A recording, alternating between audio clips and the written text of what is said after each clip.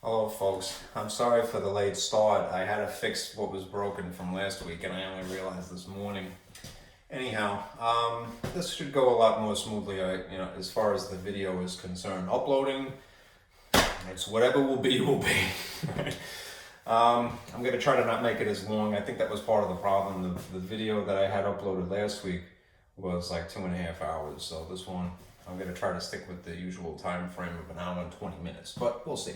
All right, whatever will be, will be. Hey, Sarah, Sarah. All right, anyhow. And maybe with another diagram, which is available, that basically summarizes section 11.5, and it looks something like this. Right? It will be available in Canvas, and if you're so inclined, please do print this. I left some blank spaces here where you could fill in the formulas as I discuss them now. I have to unfortunately draw it, so I hope you'll humor me as I talk about it. Anyhow, the types of problems that are and or, and I hate to say the word and, all right, because and has a specific meaning in terms of probability, all right. I'm gonna go with what I believe is the sort of short medical notation for with, it's like an abbreviated C, I want to say. The Latin for with is cum, cum, all right? Believe it or not. Anyhow, my mother was a nursing student years ago. She always used to abbreviate like that. Anyhow, just not to confuse it with the actual word, all right? I'm going to use that symbol to mean these two things we're talking about at the same time. Anyhow, right, here is to summarize, right? These are collectively referred to as DUD, compound probabilities. And as you can see from the worksheet that there's basically 4 formulae associated with this, at least in section 11.5. When you see 11.6 on Wednesday, it's one of these, I want to say, just sort of abbreviated a little bit further. Anyhow, good to get this out of the way first. To sort of emulate my own diagram, I made it in certain colors, all right? Let's associate the word or, probability questions of or, with red. And that might be the DUD for red, so let me see if this writes a little bit better. Or, yeah, that's nicer, okay. And let's associate probability problems with and in blue. All right, and I'll make a sort of a little line of scrimmage here, and I keep them separate because there are 2 subcategories for each of these. All right, and that will affect the formulas that you ultimately choose. All right, I'm lose my markers here. As you can see, my hair is getting more and more out of control without a barber. Looking more and more like a lunatic. All right. Thank you for your patience, for your tolerance, though. Let's see. All right. Yeah. Things that are or, you will be confronted with the question of whether they are mutually exclusive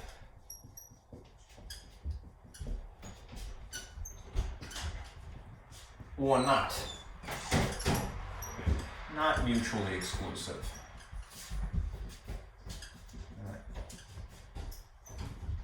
And really, mutual exclusivity, if that is even a phrase, is a question of whether or not the events that we're talking about for probability's sake, if they're possible, they can occur at the same time. Right? So, best to summarize it like so. Say, if 2 events are mutually exclusive, then they cannot occur simultaneously, meaning at the same time. Okay.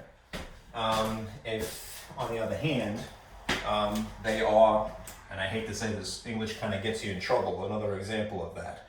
where you're trying to teach math using English, and unfortunately it's a little problematic because it's a lot of double negatives you see, right? Anyhow, when something is not mutually exclusive, what that actually means is that two events can occur simultaneously. I hope that this is not too faint. It's a little dark now because it's a gray, rainy sort of day. So if it is necessary, what I will attempt to do, that's a little bit better, is I will turn on the overhead light, which is a little oppressive usually. That's why I don't like it, and it reflects. Let's just see if I spelled that correctly. Let's see. Simultaneously. Okay. Alright, so two events are mutually exclusive, alright, if they cannot occur simultaneously. And I'll give you a specific example for that in a moment. Alright. On the flip side, two events are not mutually exclusive when they, perhaps ironically, can occur simultaneously. Okay. Now, what you see in terms of formulae, and I kind of put a little separator here as well, all right, are these, all right, to abbreviate. All right. Like I said, if you happen to have this piece of paper printed, take the opportunity to write what the formula will be pertaining to this situation on this line. Okay. All right. Let's see. It's abbreviated as such. No, that's the dud. I'll pick up the dud.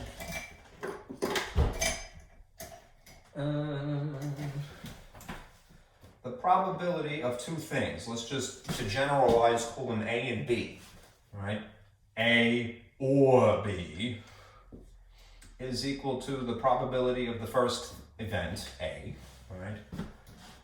Simply added to the probability of the second event. Let's just generalize it as B. And you'll notice there is a plus sign. Since probabilities usually translate to being a fraction, it's going to be nothing worse than a fraction plus a second fraction. All right. In the case of two events being not mutually exclusive, in other words, they can occur simultaneously. Here is a slightly altered form of this formula, which I'll write in green just for the sake of consistency. All right. It would still be the probability of A or B, and I'm hoping that that is, it looks like it's perceptible here. But it will be probability of A plus the probability of B, and then you will have to subtract out the situation where those two things overlap. All right. So it would be technically the probability of A and B, which is itself a formula that you would see here. Okay? This extra term in the formula is meant to compensate for potentially counting something more than once that you shouldn't. Right? That would subtract out that situation, and then it would be more appropriate for what was statements. Right? Yeah, it has to include that extra little feature, but as long as you can identify whether things are mutually exclusive or not, you're ahead of the game, right? And you'll see examples in a moment. Right, let me complete this diagram and then discuss this. Make this a little bit darker. There you go. And kind of separate that out like that, because I don't want you to think that that really is part of that. I'm just running out of space for the usual reason. A limited amount of real estate. All right. I want a nice marker, not a crappy one, which is what I usually have. All right. In a situation where you are given and as a compound probability, there are themselves, in this situation, there are two subgroups, if you will, subcategories. So there's the situation of whether you have events that are dependent and then the situation where they're independent.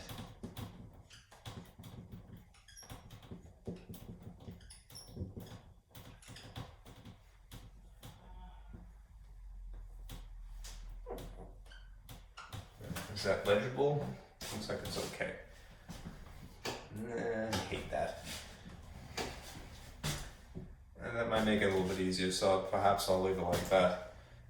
All right, anyhow, this is again a consideration of two events.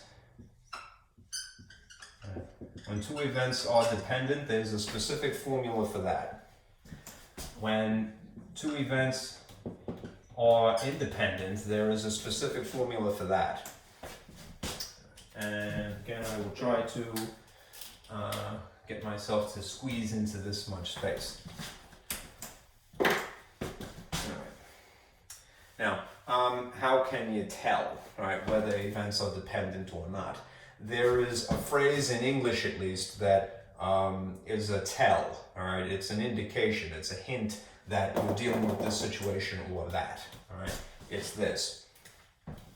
If you see the phrase without replacement, all right, let that be a little red alert in your mind that, okay, I have to go with the dependent formula. If on the flip side, you see with, I wish I had another color, I'll put it in black because it's just darker. With replacement,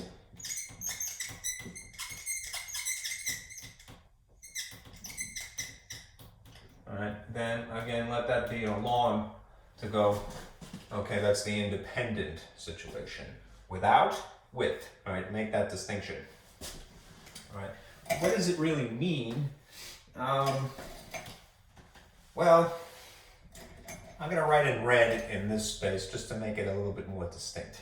Okay, it basically means that the second event is affected by the first event. Right? When you're drawing cards as part of a probability experiment, and you don't put a card that you've taken back in the deck before you pull a second card, that is without replacement. And that has some bearing on the second game, if you will, the second part of the experiment. So you might say, just to summarize, all right, the second effect is affected by the first. And that is past tense. Affected by. Okay. All right. Now, as the actual formula looks, right? It's this. And I have to squeak this in here. You would see this abbreviated as P, A, and they will write the word and, B, right? Because this is the and category.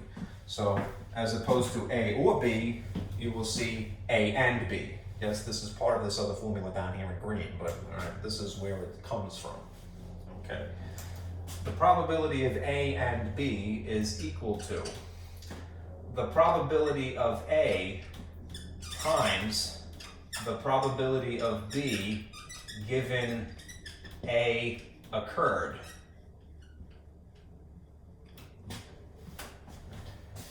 It's a little messy. The probability of B, comma, given that A occurred already. Okay, I know that's a little bit hard to see, so perhaps I'll write it in black. All right.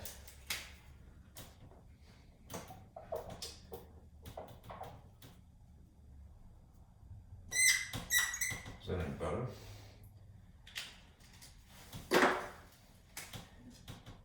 That's better.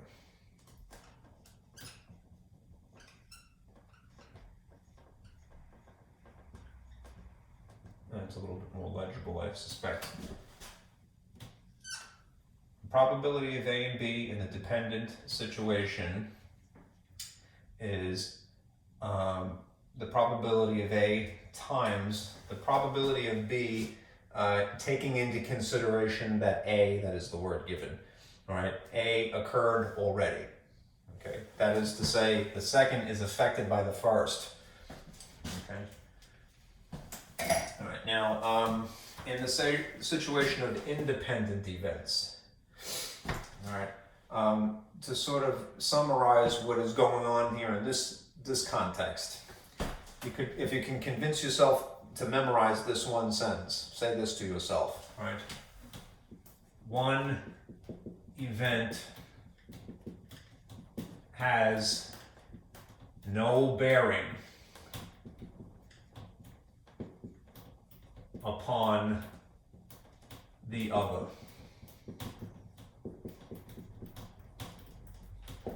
One event has no bearing upon the other. Why?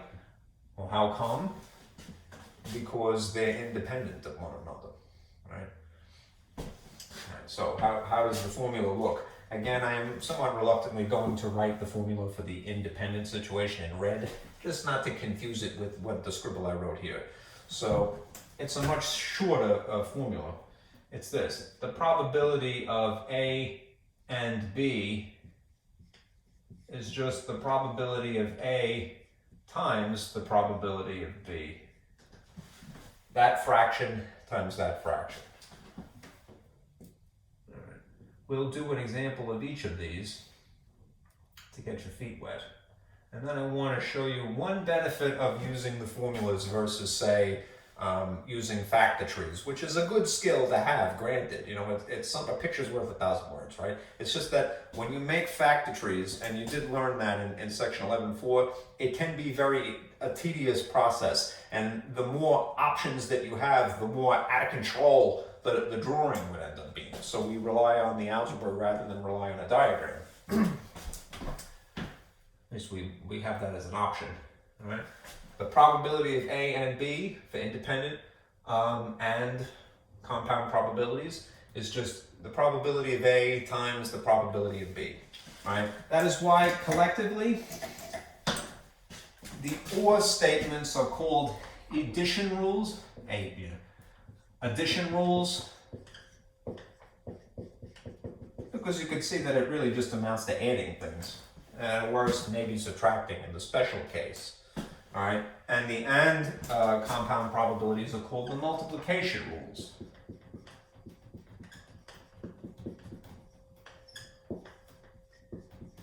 Okay.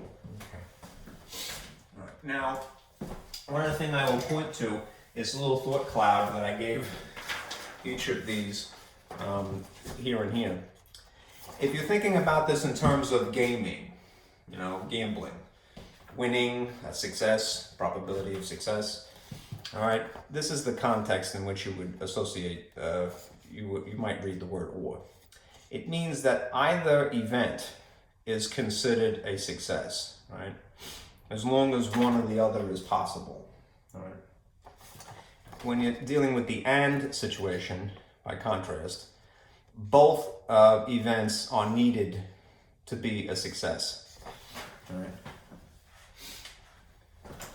Or a win, you might say. Okay. Now let's do some examples.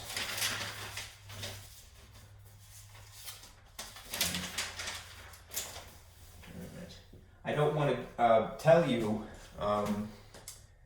right away, at least, which formula to use. I want to basically arrange a situation where you're given a problem and you analyze it, and then you make the decision for yourself. You go, it's got to be that one, or that one, or that one, or that one, right? Based upon little cues. All right. So humor me while I erase this.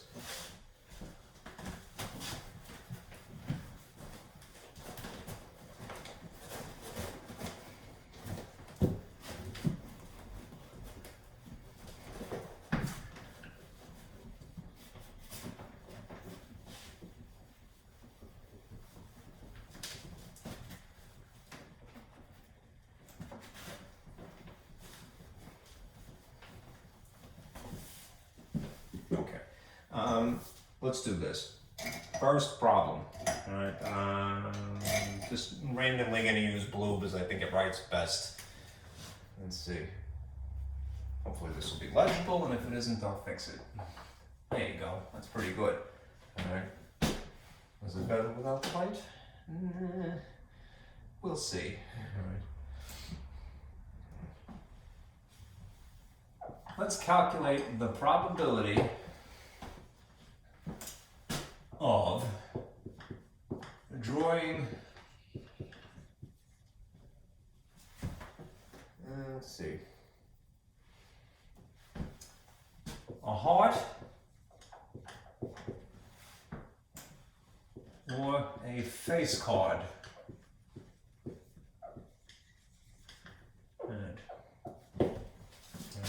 Now, one thing I'm going to go do is I'm going to dig up my deck of cards again for the reason that I keep badgering you about.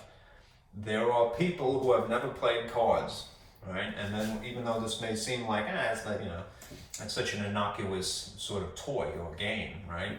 Don't assume, if you're going into the profession of teaching, and you presumably would be, all right? Never assume that your students have any idea what you're talking about, right? So I'm gonna go get my deck of cards again, because I neglected to do that, and I'm gonna show you my cards. I'll be right back. Sorry.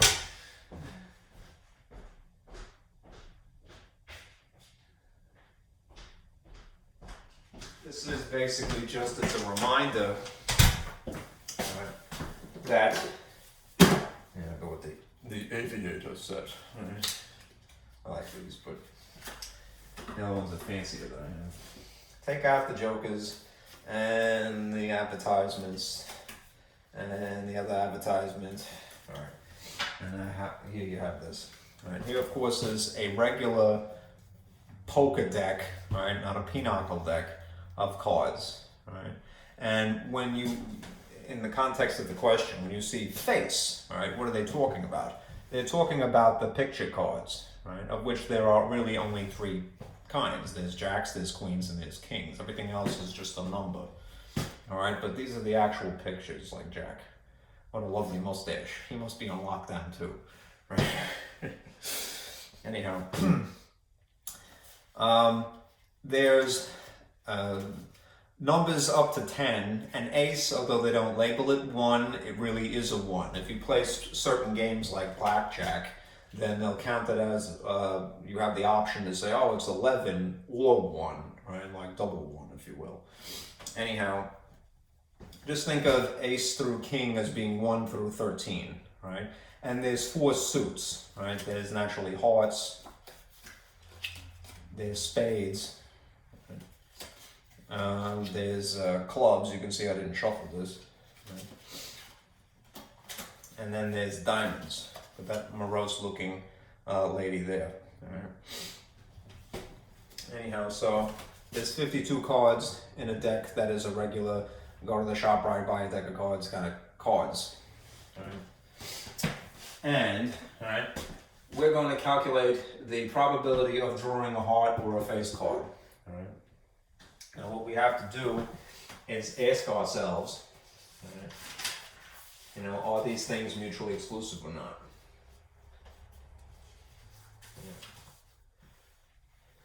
Yeah. Well, a couple of things really. Let's see.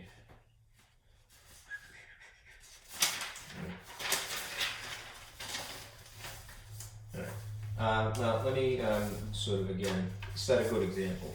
Right? You have this diagram to summarize the 4 formulae. What word is being used? I kind of gave it away because I'm stupid, right? But or, right? So we're going to look where you see the word or, right? But then you have to decide, well, which of these 2 situations is it? Right? And in that event, this is what I would say would be a good system, right? Decide whether what we have here is mutually exclusive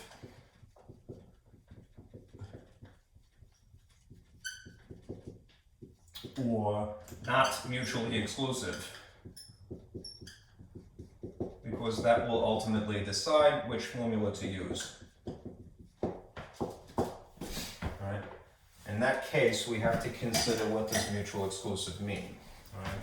When two events are mutually exclusive, that means that they cannot occur simultaneously.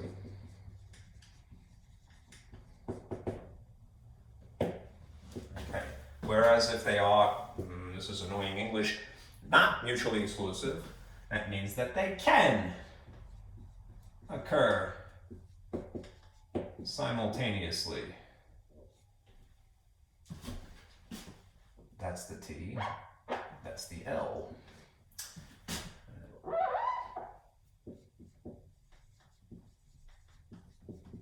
Sorry for the sloppiness. Okay, now, the question in this situation is this. Can a heart be a face card? Can a face card be a heart? Is it possible for that to happen in the same card? All right. In which case I will look at my deck to confer, to concur. Put the jokers away again. Okay. Can a card be both a heart and a face card?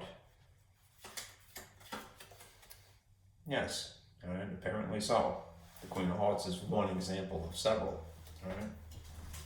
So therefore, if I had to choose one situation or the other, I would say that these events are not mutually exclusive because they can occur simultaneously. And in that event, I'm going to choose the option of this formula. Right? I'm going to go with the probability of A or B is equal to the probability of A plus the probability of B given, no, pardon me, edit B first, and then subtract out the probability of B given, no, I'm jumping the gun here, sorry, probability of A and B, right? There you go. Right. First fraction, second fraction, and a third fraction to compensate for the situation where they are one and the same, right? Where these cards are one and the same, like the Queen of Hearts, for example. Okay. All right. So, what is just the probability, and I'll modify the model here. Maybe that's a little better now. All right. I'll modify the general formula here to refer to the context of the problem. Instead of A, perhaps I will call this H. And instead of B, I'll call this F. All right. So that would make this H and F. And this would be H and F in the literal sense. Okay. Let's figure out the fraction here. And I will put the actual results here. We're not going with this situation. Probability of H or F. First fraction. How many cards in a regular deck of 52 are hearts? All right. I won't badge you with this, but just realize that if you have to, right, to validate, right, sift through a deck of cards, all right, and attempt to organize the things that are hearts. All right, it's like, what do they call that? Playing concentration? Or no, solitaire. It's some derivative of solitaire. It's the wimpiest version of solitaire, which is the only one that I know.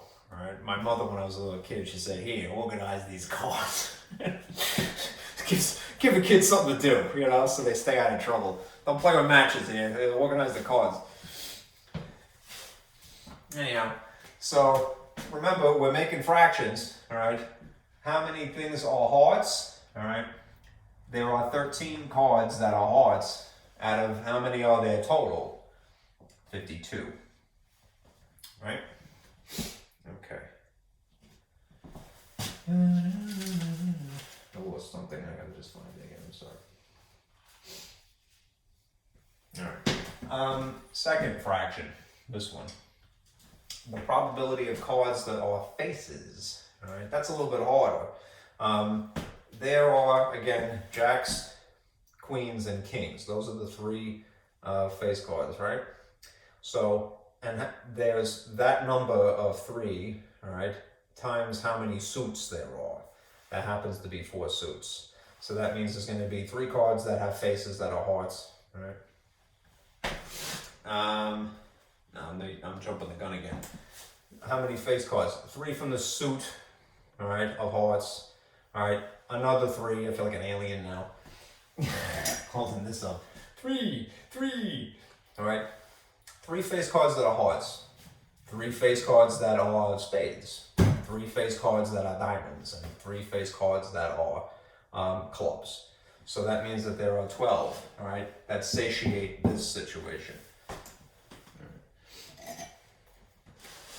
Okay, so that would be plus 12 out of 52, all right? And again, because we don't want the situation, we have to consider that there is, some things are one and the same. So not to count them twice, we're gonna subtract, all right? Or the things that are both of those things simultaneously, all right? So minus, all right? How many cards are both a face card and simultaneously a heart, all right? The Queen of Hearts, the King of Hearts, and the Jack of Hearts, all right? To make it a little bit more satisfying to look at, perhaps. There's the Queen. All right. There's her secret lover, I suppose, the Jack, right? Sexy man. All right, and he's the dude who's committing suicide for whatever reason, probably because of the bad relationship. It's like a soap opera, right? All right, anyhow. So 3. 3 out of 52. All right, notice something. Thankfully, all the denominators match. So when it comes to the arithmetic, we don't have to worry too much. You know that when you subtract fractions that the denominators have to match. And if they don't match, then you rig the situation so that they are, right? Lowest common denominator. We don't need to worry about that. What we need to concern ourselves with is the correct order of operations, which is to work from left to right, which means that you do the addition first. Addition and subtraction are on the same tier in terms of their importance. They are opposite operations. So you do 13 plus 12 first and naturally get 25. And then you subtract 3, all right, as an afterthought. In which case you get what? You get 22 over 52. Now that is the correct answer, but ideally what you would do, especially if you have to present the information to another person, is lower the terms of the fractions and potentially make it into a percentage. Why? Because percentages are more palatable for the general public, right? So these are both even. You can simplify by the GCF of 2, in which case this becomes 11, right? And half of 52, I want to say, is 26, all right? 11 over 26 is not a warm, fuzzy kind of a feeling, all right? So what you would have to do at this point is convert this perhaps to a decimal, all right? And then convert that to a percentage, all right? And in which case you end up with something like close to 42%. I'll put it here. 11 out of 26 is approximately 42%, right? If you're curious as to how, divide 11 by 26, right? You get point whatever it is, all right? And then if you wanted to convert it to a percentage, times 100, right? And you'll move your decimal place twice. So this is the answer, okay? All right, let's do another.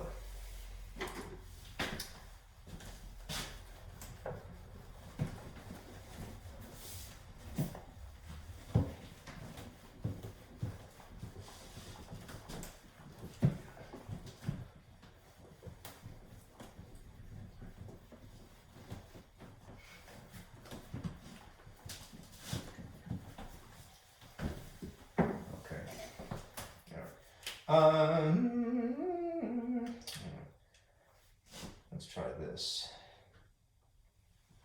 Let us calculate the probability of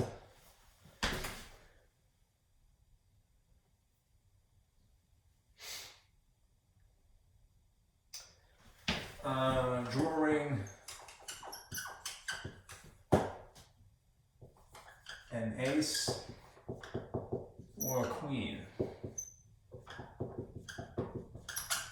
Again, to just get you in sort of the habit of this, plucking this apart in a strategic way, right?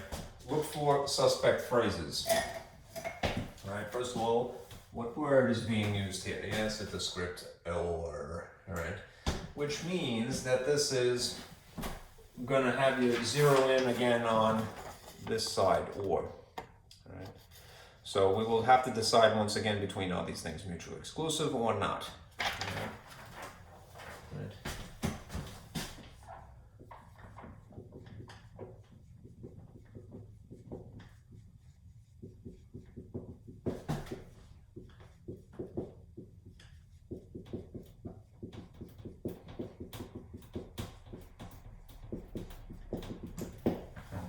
Now the question is again, if things are mutually exclusive, right, they cannot occur simultaneously, or they can, right? Cannot or they can, right? Can a card simultaneously be an ace, right, and a queen, all right? They can't, right? It is an impossibility. There are two distinct types of cards, right? It's not like some other category, like something has a drawing of a face or that it is a suit of a heart, right? Because I love the queen so much, right? Here's an example of Queen of Hearts and the Ace of Hearts, right? They may be the same suit, but one cannot be a queen, which is the number 12, really, right? And the number 1 at the same time. It's a mathematical impossibility. Right? So you would say appropriately, aces and queens are mutually exclusive because the card cannot, these two things cannot occur simultaneously. Their characteristic, their defining characteristic cannot occur simultaneously. Right? In the same card, right? So, we're going to consider the formula for this situation, which is the dumbed down version of this. It's much easier, right? A or B, to generalize, is just the probability of A plus the probability of B, right? No subtraction because they are mutually exclusive.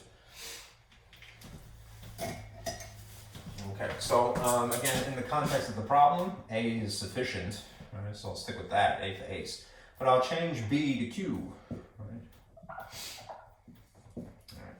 And then we'll consider what the fraction is. What is the probability of drawing an ace, all right, out of a regular poker deck, all right, 52 cards? Right? The question there is how many things are aces? Maybe it was lucky that I didn't have to shuffle too much. Okay, well, here they are. Right? As you can see, there are 4 of this type, 4 of a kind, they say, right? If you're a gambler. Where's Kenny Rogers when you need him? All right. There are 4 aces. Okay. Total. So this fraction is 4 out of, again, how many total cards are there? There's 52. All right. As for queens, it's almost the same question, right? Right. How many cards are queens? Right. There's 4 right, out of 52. And I will take the time to organize that as well, because it may be to my advantage later. Where is she? There she is. Okay. Look at these lovely ladies here. All right. I'm partial to this one myself. Out of all these drawings, I like that face. I don't know. I was like, These are no lookers here, right? Especially not the kings, I should say. They're terrible. Especially the guy with the knife in his head. I don't know who designed these. Yeah, they're pretty. What's the word? Morbid. Anyhow, there are 4 queens, just like there are 4 aces. So, 4 out of 52 as well. And since we don't have the situation where they can potentially be the same thing at the same time, simultaneous, we don't have to worry about subtracting out anything to not count it twice. What we have to do is just simply add. All right, in which case, add 4 and 4, and you get 8 out of 52. Which again is the correct answer, and you could go directly to the percentage if you wanted to, especially if you had a calculator. But do try to, fiddle with it with, pulling tricks. Lower the terms of the fraction, all right? They're both divisible by 4, which means that's the GCF, all right? You would get 2, and 52 divided by 4 is 13.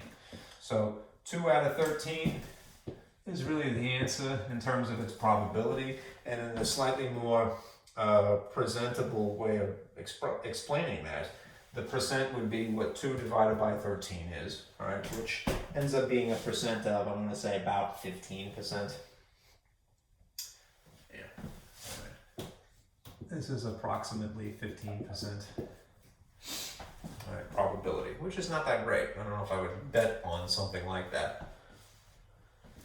All right, moving on. Let's see. Let's do 2 more at least, and then we'll sort of shift gears. It's spelled mutually incorrect. And before I erase it, there you go, corrected. Mutually, not mutually. There's nobody here to yell at me when I make dodo errors like that.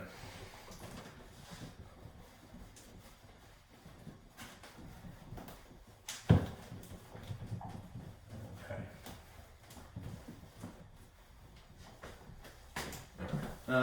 Next one. You know what? I'd like to do 2 of the same type if I can. Let's do this since I've neglected 2. Example, let's calculate the probability of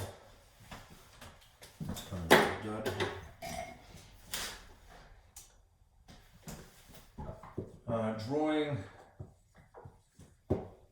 a queen, just emphasize, with replacement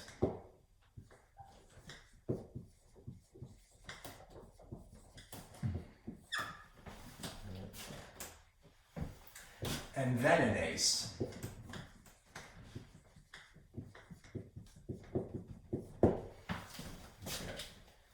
Now there's a little extra syllables here, some extra syllables, verbiage if you will.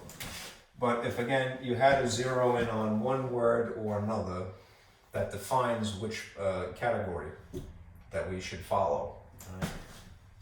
It's this, and, all right? So we're gonna again pay exclusive attention to, not to beat a dead horse, and side of the diagram here.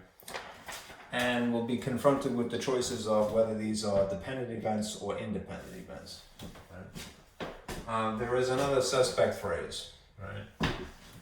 With replacement, which in the context of drawing a card from a deck of cards, right, means that you took the card out the first time, then put it back, shuffled, and then pulled out a card randomly again the second time. Right? Which means with replacement, one event has no bearing upon the other. So in that sense, we're going, if we had to choose between dependent and independent events, right, because of this phrase and this word and, I'm going to go with the formula that is the less complex formula, right, which is just straight multiplication. So the generalized formula is A and B is equal to the probability of A times the probability of B, and nothing more. Okay. If I were going to make this situation conform a little bit more closely to the cards in question, again, I didn't finish the half of this, but let's call A Q, all right, and we'll call B A for ace. In that case, I'll put a Q in front here, and an A after it. And the order does matter, right, usually. At least I would assume that it is. Especially if you had a more complicated problem. All right. So let's figure out what's the probability of drawing a queen. All right. From a fresh deck of cards, it's the same thing before. All right. There are 4 queens. All right. Here they are once again. 4 queens. I'm not giving you the finger. That's just, you know, awkwardly holding something. Sorry, I shouldn't draw attention to bad things, but hey. I don't want to be offended either. I'd rather make light of something. So 4 out of total number of cards, 52. All right. Now again, remember, let's just say I'll sort of pantomime the situation. All right. Hey everybody, I randomly draw a card here. Hey, look at that there. And now I'm going to put it back. All right. I'm not going to, and I'll attempt to badly shuffle because I have no table. Imagine I could shuffle in midair. I'd be like, you know, Doctor Strange or something. All right, that would be cool. All right. Alas, I'm not that talented. Anyhow, put the card back. All right, and now randomly draw a card again. Hey everybody, look, it's a different one than the one in question. But the point of this is that one event has no bearing on the other because I put the cards back, all right, after I took it out. So, all right, when you're trying to figure out this second fraction, right, how many aces are there? All right, once again, there are still 4 aces in the deck to begin with. And because I put the card back as well, all right, how many total cards are there? There's still 52. All right. Now in this case, because it's a multiplication rule for dependent or independent events, you're going to have to multiply, which means that the numbers are going to get kind of ugly. But it would be the top times the top and the bottom times the bottom. And it would be 16 over some very large number, which is what? 2,704. Again, I would attempt to simplify the fraction, however you can. You might try rules of divisibility if you don't have a calculator. Like, for example, you'd notice they're both even. You can simplify by 2. To save a little bit of time, let me just kind of jump to the answer here. This is going to reduce to the fraction of 1 over 169. And you can probably guess. Since this denominator is so much drastically larger, right, than this numerator, 1, right, this is a really slim probability, right? It is like, you know, a fraction of a percent, right? It ends up being something like, looks like 0.6%. So the answer to this,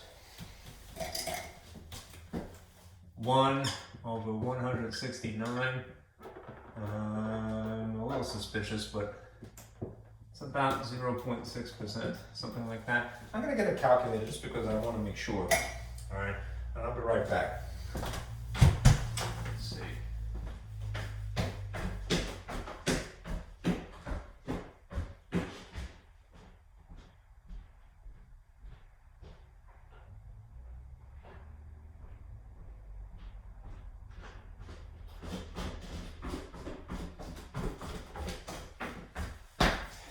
Sorry for that. But better safe than sorry. Just to make sure that that is an accurate number that I'm giving you here. All right. 16, I could have started from the original number. 2704 is this as a decimal. 0.0059, whatever it is. All right. If you multiply it by 100, remember that you're just going to move the decimal place over twice. All right. So you're going to have 0.59, right? So though I hadn't specified, right, that you should round it to the 10th place, right? just to give you a feel. It isn't even 1% chance, you know. It's just a fraction of that, 0.6%. It's accurate, okay?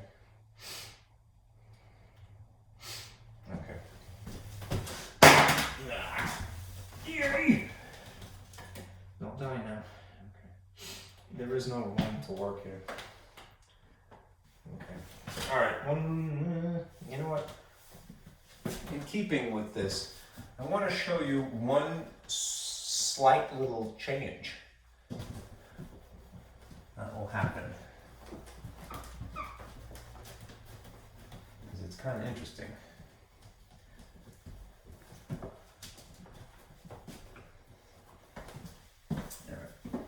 Next example here.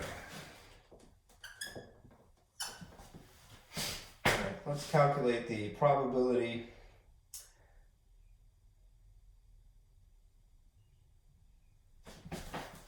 of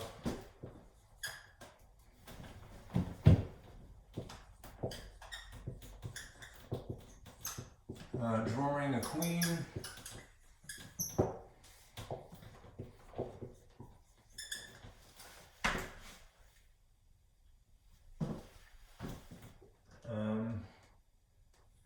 without replacing it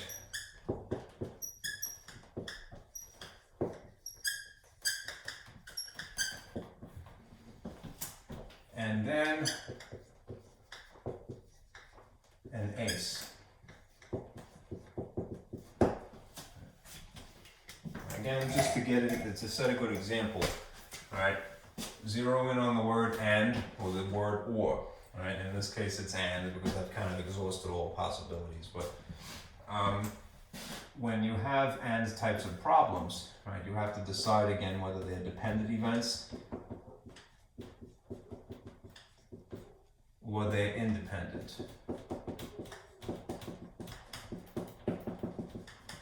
What that means, aside from the suspect phrases that would indicate one way or another, the second is affected somehow by the first. The second event, which would be drawing an ace in this case, all right, would be somehow affected by the event that is the first event. All right. Independent is that one has no bearing on the other.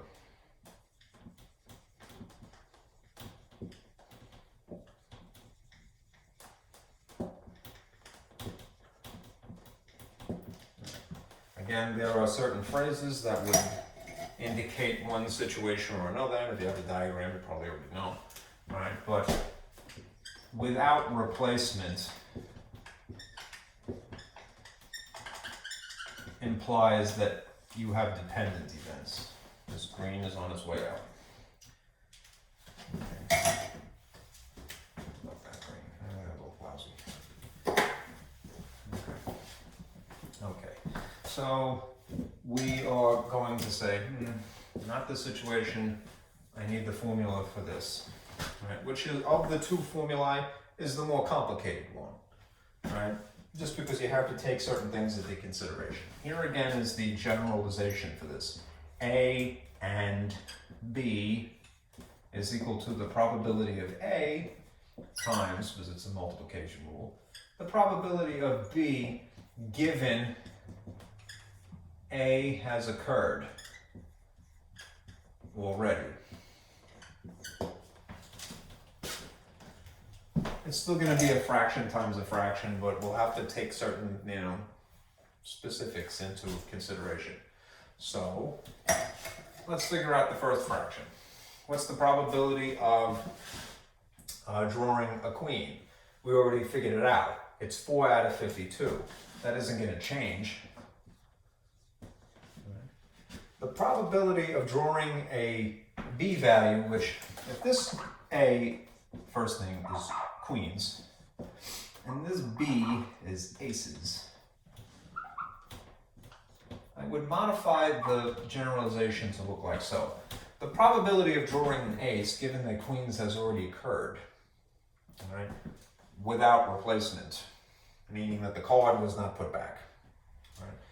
It's not going, in this case, it's not going to affect aces because they are, mutually exclusive. An ace cannot be a queen, and a queen cannot be an ace. All right. However, so as far as the numerator of this is concerned, it's 4. All right. However, all right, there's less cards than there were. All right. How come? All right. Because in theory, just again to sort of act this out, all right, this is a person going. If I can find it now. How did I take them all out here? Here. All right. This is me randomly taking a queen out. All right. Thrown it away. And now this is a slightly, although it's almost imperceptible, a slightly smaller pack. All right. The deck has shrunk by 1. All right. So that's going to affect the denominator. All right. The total number of cards now gaming for an ace is what number instead? 1 shy of 52 is 51. Okay. And in which case you're going to see it's still multiplication. So it's top times top is 16, and it's bottom times bottom, which is, you could simplify first if you wanted to. The 4 and the 13, for example. The 4 and the 52 would be reduced to 1 and 13, respectively. But if you're using a calculator, you end up with this. 2652, which is terrible, right? That is a simplified fraction, is 4 over 663. If that is your answer as a simplified probability fraction, right? Again, to make it more palatable to the general audience, if you did this calculation, it coincidentally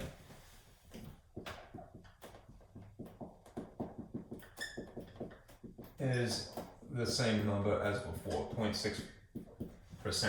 Right? That's only because I rounded it. All right? Here's proof of that. If you took, let's see, 4, I don't know how to type. 4 times 4 is 16, right? 52 times 51 is 2652. And if you divided 16 by 2652, you get this as a decimal. It actually is a digit of 6 here, right? Without having rounded it. But if you multiply by 100, the decimal place moves over twice, which is just in front of the 6th digit. And then notice the digit immediately after 6 is just 0. So if I was going to round, it just coincidentally happens to be a fraction that is 0.6%. Okay. So still not very good probability. All right. I can take this one step further. Let's tweak the problem like so.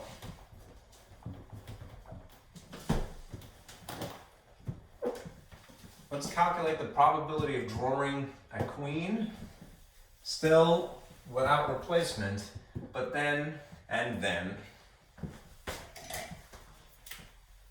another queen.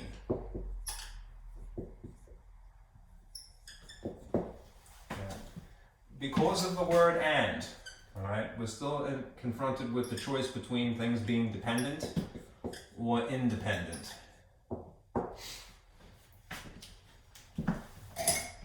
And it's still the situation that is dependent because of the obvious reason, which is that this phrase is included.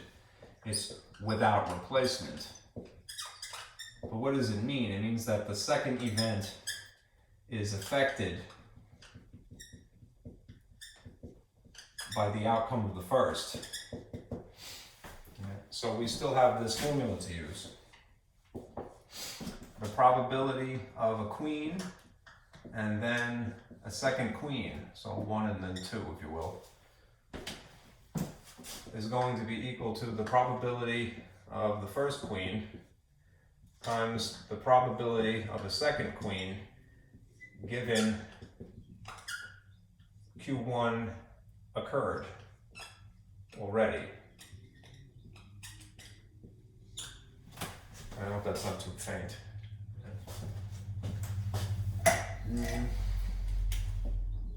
First queen, a second queen, given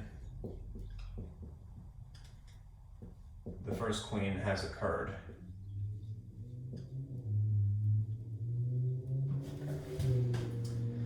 All right, let's figure out the fraction, the probability fraction for the first one. Again, how many queens are there in a deck that is untouched? 4, and how many cards are there total? Still 52. When you are trying to define the second fraction, right, there's going to be 2 alterations here. And it helps maybe if I pantomime, at least I hope. All right, I'm not going to quit my day job. You know, I think my day job will quit me more likely, but hey.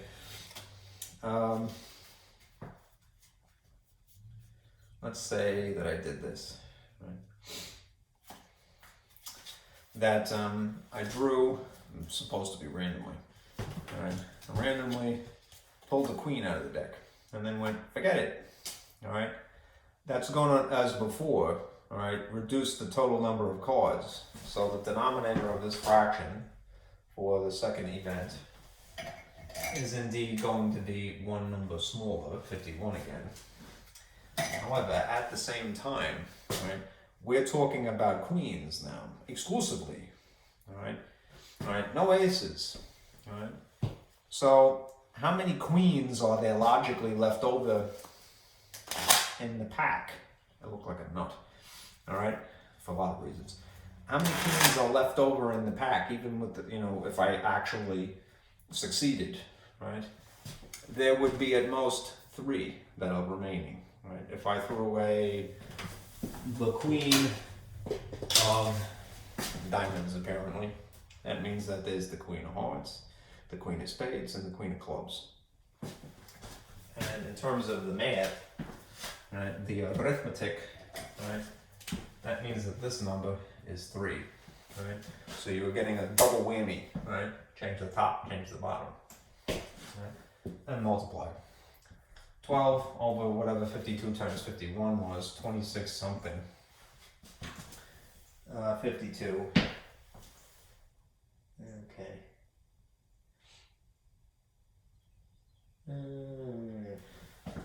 Let's see.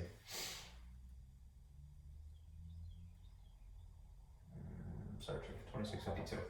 Okay, and then we'll figure out what the percentage would be. All right. So calculator in hand. Here we go. 52 times 51 is correct. All right. 12 divided by 2652 is an even slimmer chance. All right. This is the decimal. It's really going to be 0.4%. All right. Well, almost 0.5. Times 100 just moves the decimal over twice. That means that it's 0.4 is the first digit. And then if I rounded it to the 10th place, all right, it would be, based upon this 5 here, about 5. So this is about 0.5%, right, in terms of a probability. Right. Okay. All right. Now, that's an example of every using each type of formula. Let me show you something else before I stop. Technically have another 15 minutes, I think. Let's see.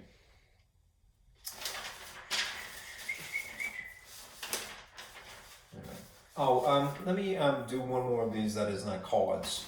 Right? Just, you know, from scratch. You decide what the situation is, and then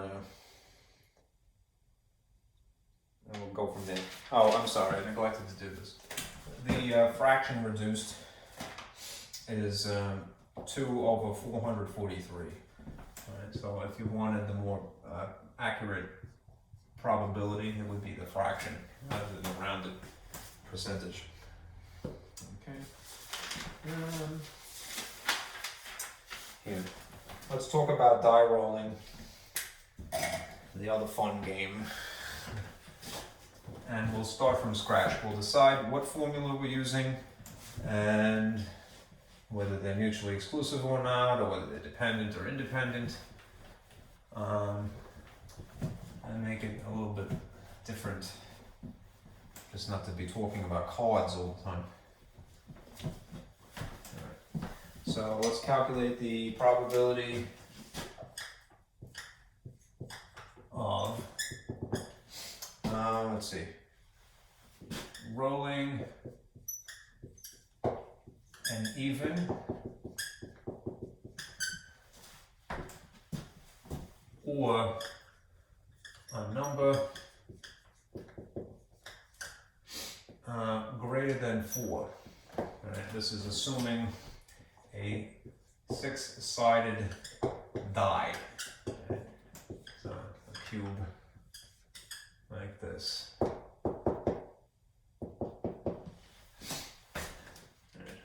The special effects, right? Okay. All right. Let's start with the obvious. All right. This is an or phrase, right? So that means it's a question of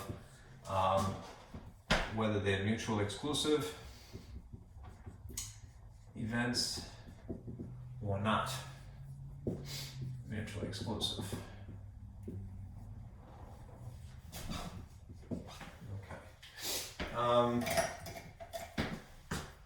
If we're talking about let's consider maybe drawing sets would be helpful. And it's not too hard, right? If we're talking about a 6-sided die, right, the sample space, that is the set. Another word for sample space is just simply the set, right? It's more general, is 1, 2, 3, 4, 5, 6, right? There's 6 sides, all right? If you examine these numbers, and it's a little bit easier when you have it physically written, can a number be both even, right, and, right, greater than 4, right? Let's consider.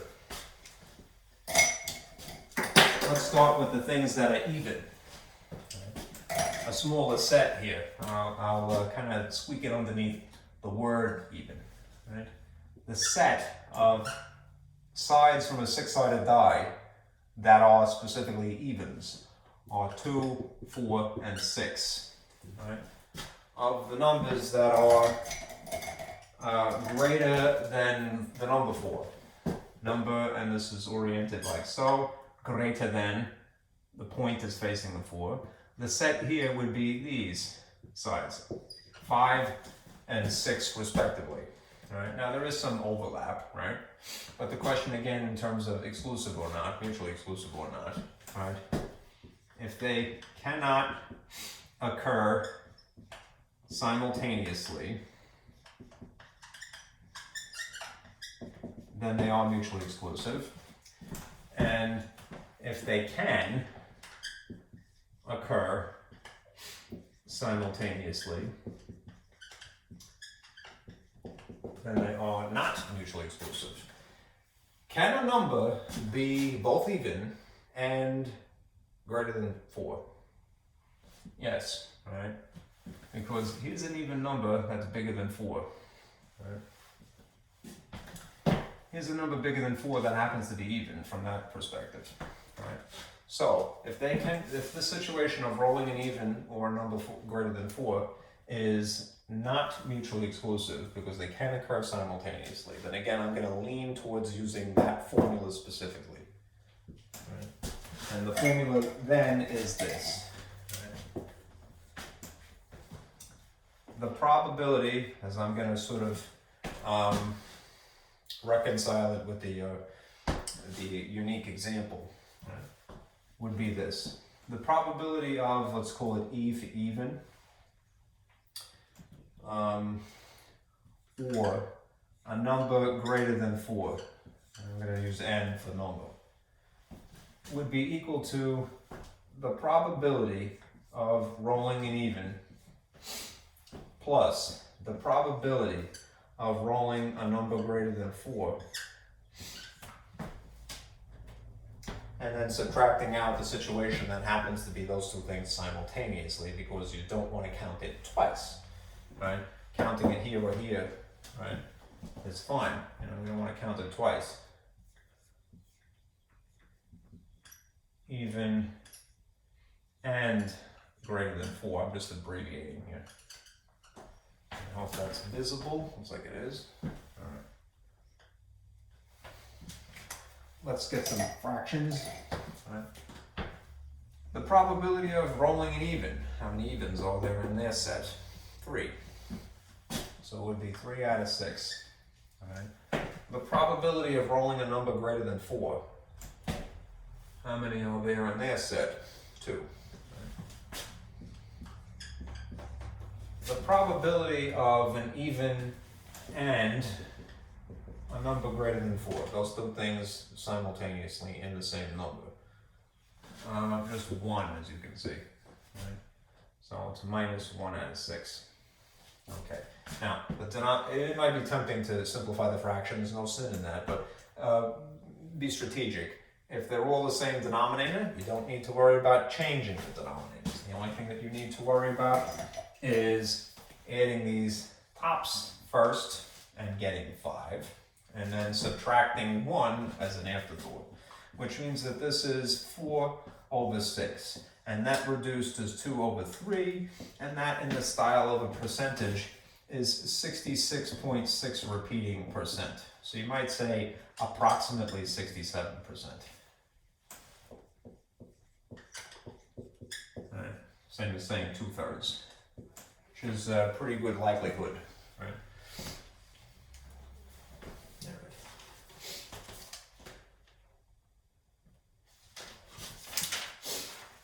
All right. One more thing, and it's just to contrast this with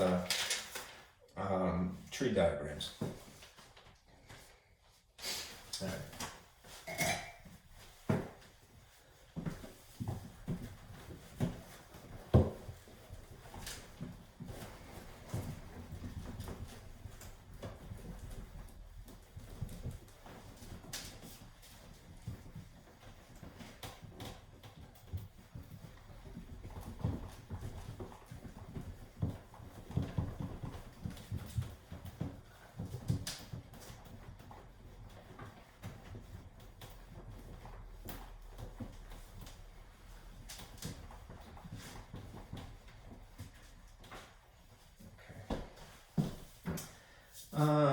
Let me start by illustrating.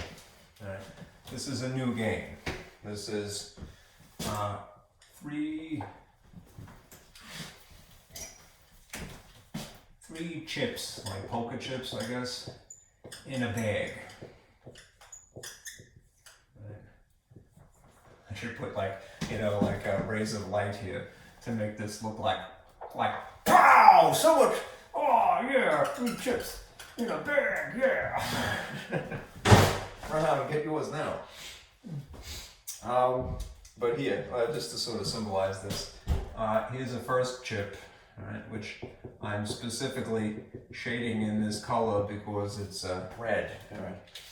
And here's the second chip. It's supposed to be an edge chip. Not to be confused with potato chips, or microchips, or a chip on somebody's shoulder, whatever. Well, it's full of those, right? Don't have a chip.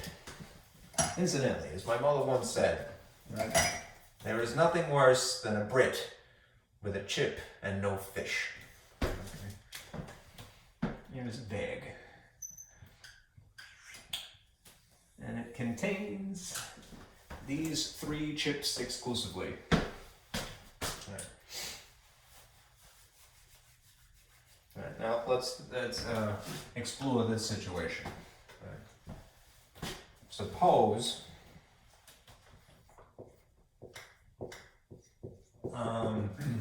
let's phrase this. 2 chips are selected at random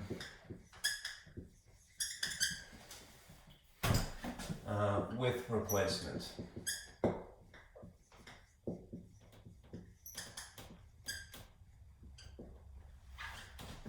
You could already tell that if they're using the phrase with replacement, that in terms of probability, this would be the AND situation, right? And it would specifically be independent.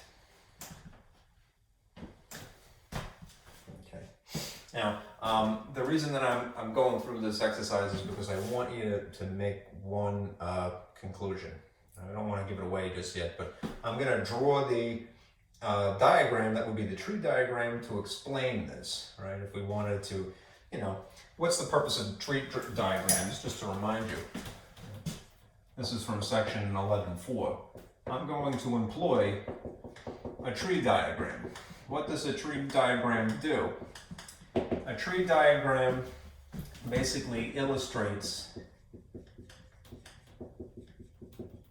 the sample space.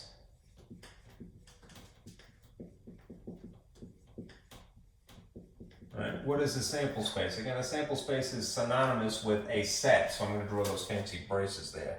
And think about it in a even more specific sense. It's all the elements, or in the context of 11.4, they would call it, instead of an element or an outcome, they would call it all sample points. Right? Why? Because once you have the picture, right, then you can answer the question of probability with the picture. So, how will we go about doing that? We have the original game, which is apparently drawing 2 chips, right? Game of 3 chips in a bag, drawing 2. That sounds like a really boring lottery. Draw 2. I don't know. I'd like to buy a ticket for draw 2. What do you win? It's negative money. You got to give them money, right? All right. Then I'll list the first the first draw. Possible outcomes here. And then immediately next to it, I'll physically draw the second possible outcomes. All right. Again, for the point of doing this, all right, so that we can see the sample space. The sample space naturally being comprised of all the sample points, otherwise known as the elements in the set. All right. Okay, so I'll try to do this by a color. All right, so you got your chips in a bag, right? And you pull your chip, and then because it is with replacement, you plop it back in there and shake the bag, I suppose, and then go, aha, second chip. All right, that means, right, that the first possibility is that you have a red, right? And then since you put the red back, all right, when you draw a second time, right, there's still the plausibility of there being a red, right? There's naturally still the possibility of there being a blue, right? And there is simultaneously the possibility of there being green, right? And if I think of the sample space as the list of sample points, since it involves 2 things, it's going to be this and this letter, is sort of adjacent. So R, right? RB. Sounds like a restaurant. Okay. And RG.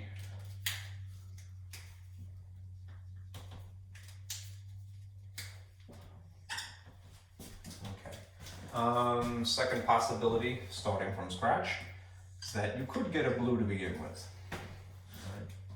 And yes, you could get a blue, but because you put it back, right? Because it's with replacement. But you also could have gotten a red again. and you could also have gotten a green. Right? And in terms of the sample space, that means that you would have two things in tandem, two initials, right? So it would be B, B, and B. Right? Two B's in tandem. A B and an R. I should put that first, really, to be twitty. A B and an R. Right? A B and a B. And a B and a G. Okay.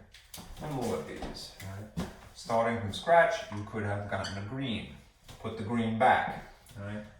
Could you have gotten green again? Yes, it was possible. You also could have gotten a blue. And you also could have gotten a red. In that particular order. Which means, again, each first drawer would have to be green, but then the second would be a red in theory, a blue in theory, and then a green again. Okay. Now, when we had discussed this the first time, right, the subject of the counting principle had come up. And the counting principle is just a fancy way of referring to this formula. This is a number of outcomes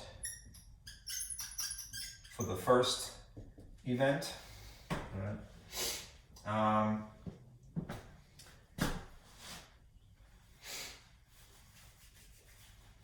And this is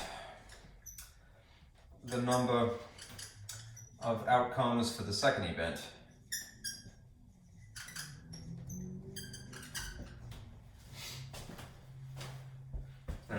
So, in this case, right, what does the counting principle calculate? Well, the first event had three choices, all right? Three, all right? The second event, and I know that I don't want you to be confused by counting all of these, all right? Because you put the thing back, you still, in each of these possible situations, really only had three choices, right? So you would have had three again, all right? 3 times 3 is 9, all right? And that is how many sample points you would have. 1, 2, 3, 4, 5, 6, 7, 8, 9, all right? The counting principle determines the sample points, right? Or to refer to it collectively, the sample space, right? The total sample, the sample space or the total sample points, whatever you want to call it, right? 9 total sample points. Now, here's again why I'm really bothering you about this, right? This is a good mental exercise, right? And I would encourage you to explore this option. However, the truth of the matter is, the more choices you have, right, the number of possible outcomes, right, the more complicated this drawing would get, right? Imagine that you didn't have, just 3 options. Imagine you had 5, all right? And then with replacement, you had 5 again. It would be 5 times 5, you'd have 25, possible combinations here, basically. Actually, there's another phrase, not to go off on a tangent, but it's combinations. All right. Since this involves multiplication, right, to calculate the total sample points, whatever the number of options is in the first game, the first experiment, multiplied by whatever number in the second, all right, it's going to just naturally get bigger and bigger and bigger. And the point is that having to draw a diagram, would get out of control, all right, eventually. You'd run out of paper, all right? So, imagine you had, cards, 52 and then 52, right? It would be pretty awful, if you had to do that. You got an enormous number. So, what do? We have these formulae, all right? I kind of wrote it here. We have all these formulae because we can use the the algebra, we can use the formula rather than the drawing, the diagram, to get an answer. Yeah, draw a picture to sort of summarize this information, but the point is that the formula is the summary, all right? You know, can help you answer probability questions that much faster. So if I just, I'll keep this picture here, all right? I'll just erase above this, and I'll show you some benefit here. And we'll use the diagram perhaps to verify. You know. But if you had this question, right? The probability of drawing a red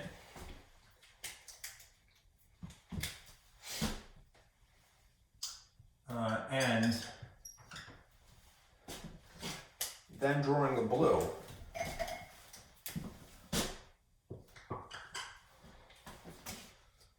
right, in that specific order, right, you could look at the picture to basically zero in on that, right? You can go, because we took the time to actually figure it out, right, in that order, right, we could figure out what it is, all right. There's just one example, right? So the answer to that question is ultimately going to be 1/9, right? Because I have the picture to verify, right? However, if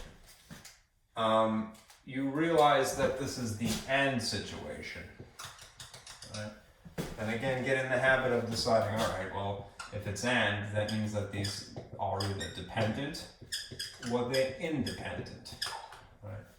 Meaning that the second thing is affected by the first thing, right? Or one has no bearing on the other, right? If again, there is this phrase thrown in here, with replacement, right? With replacement is the independent situation. Meaning that one has no bearing on the other because I put the chip back rather than threw it away. So the formula that I would use here, right, would simplify to this. The probability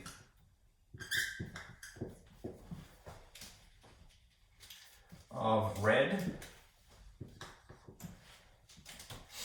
and the probability of blue, and nothing more complicated than that. But to figure out what the fractions would be, what's just the probability of red independent of anything else, right? 1 out of 3 choices, right? 1 out of 3. At the same time, what's the probability of drawing a blue independently of anything else, right? It's only 1 blue chip out of 3, right? So if I multiply, 1 times 1 is 1, and 3 times 3 is 9. You can get the answer without having to go through the drawing, right? And again, the advantage is the more options you have, right, in both games, right, since they're being multiplied, it can be enormous, right? You wouldn't want to draw a picture like this, right? I'm not trying to dissuade you from thinking about section 11.4 where the tree diagrams come from. I'm just saying that as is often the case in math, there's more than one way to do something. So save this in the back of your head, right? It's an advantage to have options. Is always a good thing. Okay. All right. So that's it. All right. On Wednesday, we'll have the last class. All right. And I'll tell you what's going to happen in terms of the final at that point. Again, not to be a jerk about it. I've been waiting for a very long time for somebody with more authority than me to go, hey, do this or that in terms of the final. And since nobody's in a greater position than myself really wants to decide for me, maybe they've given me the freedom then. Right? So I'll tell you what I do, right? What we're going to do with the final, right? After Wednesday, because then I'll have covered all of the material. So one more section, right? And I think you'll like what we're going to do. All right. Anyhow, sorry for the late upload. I had to do this the 3rd time now. All right, for last Wednesday, because I didn't check it. I assumed it was okay. All right, anyhow, I'll see you on Wednesday.